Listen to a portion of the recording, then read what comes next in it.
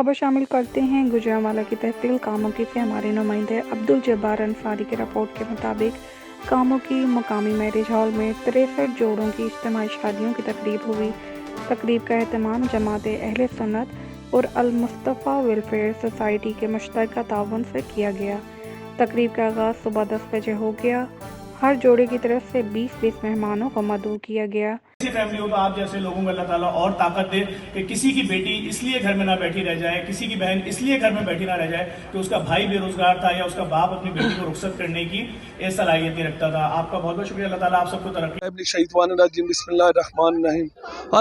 अल Mustafa welfare society के ज़ेर एहतमाम ये 63 शादियों का जो आज एहतमाम किया जा रहा है, ये माशाल्लाह 2007 से शुरू है और ये 14 साल से अल्हम्दुलिल्लाह ये सिलसिला जारी है। अल्हम्दुलिल्लाह जिन बच्चियों को वालिदैन जहेज नहीं दे सकते उन बच्चियों का शादी होती है। हम सबसे पहले तरजीह देते हैं ज़्यादा उम्र की बच्चियों को और जहेज़ का सारा सामान हम देते हैं और जो हम खुद इस्तेमाल करते हैं वो सामान देते हैं ताकि किसी किस्म का कोई टूट ना जाए, किसी किस्म का कोई हर्ज ना हो। और अल्हम्दुलिल्लाह हर बच्ची के चेहरे पर रौनक है, उनके वालिदैन के चेहरे पर रौनक है। इस हर साल ये जो प्रोग्राम होता है सबसे ज़्यादा उन लोगों को फ़ायदा होता है जो अपनी बच्ची की शादी नहीं कर सकते। हम ज़्यादा उन लोगों को तरजीह देते हैं जो ज़्यादा उम्र की बच्ची होती है ताकि जो कम उम्र की होती है उसको अगले साल हम तरजीह दे देते हैं।